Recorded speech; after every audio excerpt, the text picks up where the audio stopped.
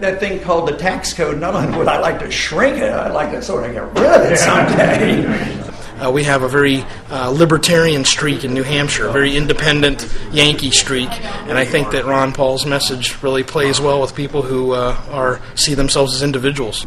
I run for the presidency because I believe that this country is ready for more freedom and less government, and I believe I can represent that position. And I also run with the purpose of doing something else, and that is changing our foreign policy because it intertwines with our economy. We cannot sustain the world empire, and we do not promote liberty. We promote debt. We promote problems. We undermine our liberties. We could save a lot of money. People don't want to hear the truth. People want to live in this fantasy land that they can spend beyond their means, that they don't have to save, that, the day to pay the piper will never come, and that's just not the truth. For you to get back on your feet again, whether it's a business or an individual, they have to liquidate the debt.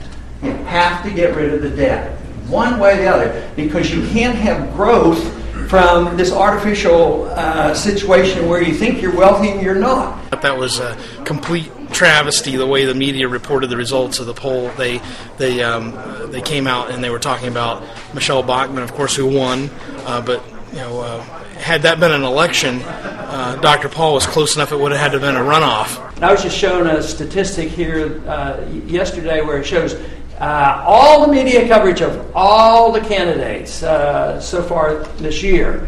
And I have had the least amount of coverage of all the candidates. They just sort of want me to go away. The average voter needs to pay attention to the message and not just who they're being told to vote for by the media. In D.C., they spend $17,000 a child, and they don't get educated. So the Department of Education, Department of Energy, Department of Agriculture, Department of Commerce. I mean, there's very few that we should be talking about. Justice and Treasury and Defense. A few like that would be legitimate.